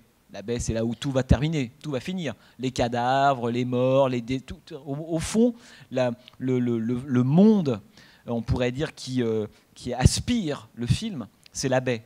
mais la baie, c'est pas uniquement l'endroit où on va faire trempette. Hein. La baie, c'est le réservoir. Alors, c'est très directement, oui, là, un endroit qui pourrait être un endroit paradisiaque ou autre, mais très symboliquement. Bava le filme comme un endroit symbolique, c'est l'endroit où sont plongées les pulsions de l'humanité. Hein. C'est là que vraiment, la baie, on y revient toujours. Hein, après les meurtres, voilà. Il y a toujours l'eau d'ailleurs dans le film est quelque chose d'important. On n'a pas forcément le temps d'en parler, mais voilà, tout le travail autour de l'eau hein, est quelque chose qui est toujours lié à la mort. D'ailleurs, dans le film, il y a deux choses qui sont liées à la mort dans le film, c'est l'eau et le soleil. Hein. Premier meurtre, notamment de la jeune femme, hein, lorsqu'elle se fait tuer, lorsqu'elle sort de la baie, elle court, elle se fait rattraper par la serpe, et la façon dont Bava filme la mort dans un face-à-face avec le soleil. Hein, ça, parce qu'il y a aussi quelque chose d'assez nouveau, j'ai oublié de vous le dire quand même dans le film, c'est que c'est un film à l'époque vendu comme un film d'horreur, bon, tant pis, mais d'horreur diurne, ce qui n'est pas si fréquent à l'époque. N'oubliez pas qu'on sort du cinéma d'horreur gothique, d'où la première séquence, la mort, le noir, la nuit, quoi. En gros, c'est ça. Et Bava a été un des tout premiers avec La Baie sanglante à construire l'essentiel de son récit horrifique, sa succession de meurtres, 2 jours. Hein. 2 ans plus tard, Toby Hooper fera Massacre à la tronçonneuse. Pour ceux qui s'en souviennent, qui est un grand film caniculaire où là aussi, l'humanité se confond avec les animaux, avec le poulet à cuire, c'est de la viande. Hein, et dans la Massacre à la tronçonneuse, le plan, c'est la cuisine. Hein, l'univers, c'est l'abattoir. Et donc, il ne fait plus de différence entre les porcs et les humains. C'est un film terrifiant, Massacre à la tronçonneuse, de ce point de vue-là. Mais qui a des rapports avec la baie sanglante. Dans cette idée, au fond, de remettre, de ne pas faire de l'humain. C'est ça qui, évidemment, par moments peut être relativement violent d'ailleurs. C'est cette idée que l'humain ne fait pas exception dans le film. C'est-à-dire que sa mort ne fait pas scandale. Bon, je veux dire, la preuve, c'est ce que raconte Laura Beatty sur le sort fait aux insectes. Elle, ça l'émeut beaucoup plus. Hein, ce qui arrive au scarabée, à Ferdinand, il a un nom, etc. etc. Et ça, c'est quelque chose de typique du film. C'est-à-dire que la mort de l'humain ne fait pas du tout scandale. Parce que l'humain n'est qu'une espèce parmi d'autres. Et au même titre que les autres, il appartient à un cycle. Hein, il rentre là-dedans. Oui. L'écologie du meurtre, on peut peut-être aussi le comprendre dans le sens où tous ceux qui convoitent cette baie, par définition, s'entretuent, ouais. et par voie de conséquence, finalement, ils sauvent la baie, qui est le personnage principal, ouais, elle est sauvée justement par cette entretuerie. Ouais, donc, voilà. C'est une forme d'ironie, ça. Hein. Voilà. Ouais, je suis d'accord avec vous, ouais, bien sûr.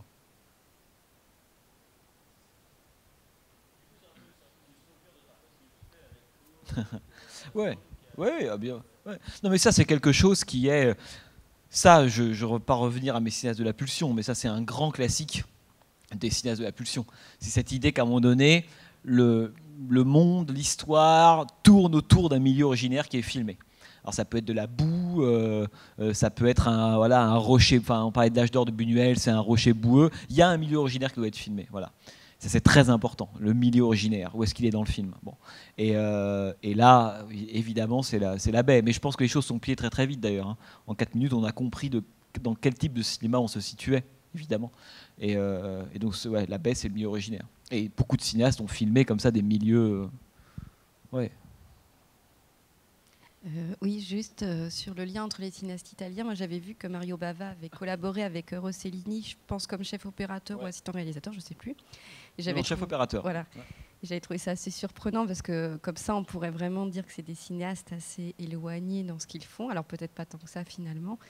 Et je voulais savoir si vous pouviez nous dire pourquoi Bava fait du cinéma. Qu'est-ce qui l'a poussé à faire du cinéma ? Est-ce que c'est venu par hasard justement suite à cette collaboration ? Est-ce qu'il est motivé par quelque chose ? Est-ce qu'il a été formé d'une manière particulière ? Enfin, en fait, il l'a dit, mais en fait, il a fait du cinéma pour une raison toute bête, qui est que son père...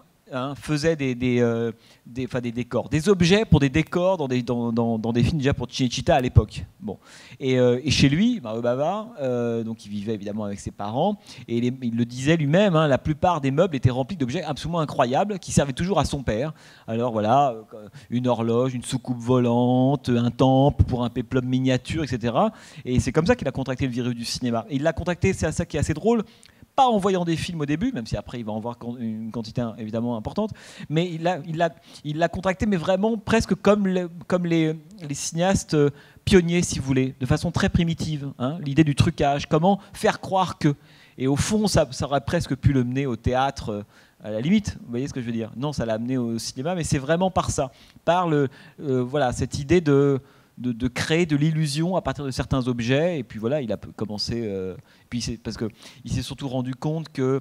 Et c'est pour ça que je vous disais tout à l'heure que c'est quelqu'un qui a beaucoup travaillé les effets spéciaux optiques. Oui, Bava, c'est pas quelqu'un qui prenait des sculptures, des masques, qui construisait des choses. C'est quelqu'un qui prenait un décor, un lieu, et qui disait comment le transformer, mais uniquement avec des solutions optiques, avec des focales inversées, des miroirs, des effets spéculaires. C'est-à-dire qu'en fait, il ne touchait pas en fait, le décor, il fabriquait rien, mais il le modifiait mais radicalement, uniquement à partir d'effets optiques. Hein. C'est pour ça que ça a été, alors que d'autres ont été spécialisés dans un autre type d'effets spéciaux. C'est pour ça que quand on dit effets spéciaux chez Bava, non, c'est plutôt des effets optiques. Hein. Et notamment, enfin, il est connu parce que ça a été, je pense à une émission d'art qui est disponible sur le DVD en bonus de La Baie Sanglante, qui est une des rares apparitions de Bava à la télé, parce que c'était aussi une époque où les cinéastes apparaissaient peu. Hein. Voir Bava parler, c'est quand même, c'est le Graal, quoi. Alors qu'aujourd'hui, les cinéastes, au bout de 6 mois, n'en peuvent plus, ils ont déjà tout dit, ils ont fait un court-métrage, c'est atroce. Alors qu'à l'époque, non. Et Bava, c'est une émission de 72, et c'est une émission où on commence à s'intéresser au phénomène des effets spéciaux, et on a invité 3 individus, 4 plutôt, dont Bava, le fameux Carlo Rambaldi, et c'est assez fascinant parce que l'animateur télé pose des questions à Bava, justement, sur ce qu'on se disait là, à savoir comment vous êtes venu au cinéma, pourquoi, tu racontes mon père, formidable, etc.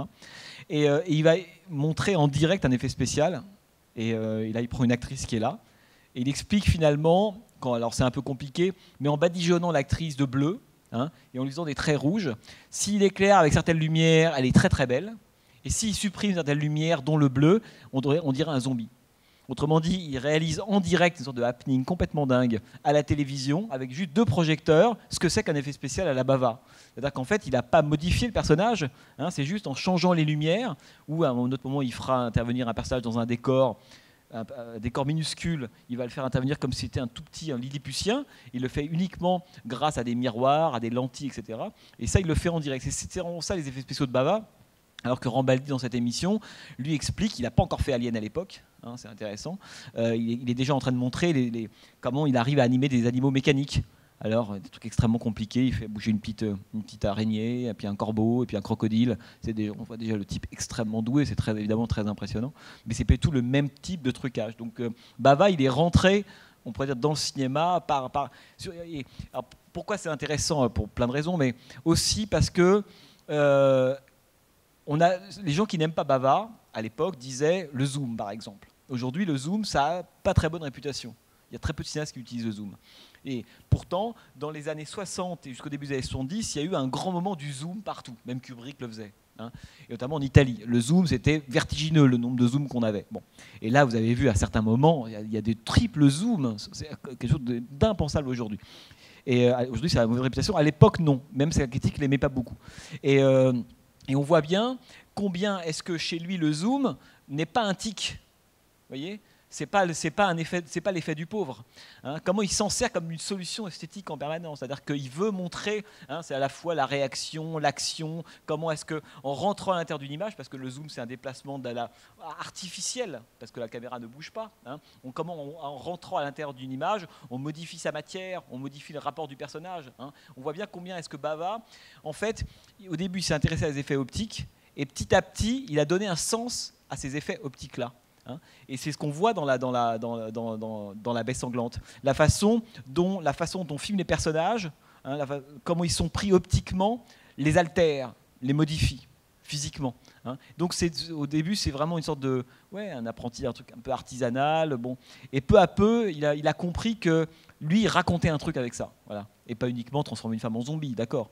Mais que plus profondément, ce qui est le plus, à mon avis, novateur chez Bava, ces effets, c'est magnifique, bien sûr, mais c'est la façon totalement, on pourrait dire, inclassable dont il filme, hein, pas du tout orthodoxe. Vous avez vu les raccords, les passages dans le flou, C'est des choses que dans aucune école de cinéma, on conseillerait à des gens de filmer comme ça. Aucune. Et pourtant, évidemment, là, on se dit, il y a quelque chose qui a une forme qui apparaît. C'est courageux, hein, c'est très très beau. Moi, je trouve ça très très beau. Cette idée de rester dans le flou par moment pendant 3 secondes, c'est une chose absolument incroyable. Et d'ailleurs, alors, il faudrait après avoir, vous savez, comme un DVD, faire des arrêts, des pauses, etc. Mais il y a des moments, dans certaines séquences, je vous conseille de revoir le film si vous avez l'occasion, c'est que, notamment vers la fin du film, on commence avec un plan, on pense que c'est un arbre, extrêmement gros, et la caméra recule, et on se rend compte finalement que c'était une petite branche prise dans le reflet d'un œil. Autrement dit, l'optique, elle nous trompe en permanence sur ce qu'on est en train de regarder, et de quel point de vue on est en train de regarder. Et ça, je trouve ça passionnant. Bon, bah écoutez, merci beaucoup. Donc, je vous souhaite un bon été, ou si vous partez, et donc, j'espère rendez-vous le... C'est quoi, au septembre ou octobre ? Octobre. Voilà, donc en octobre prochain, et là on repart chez nos amis les Américains.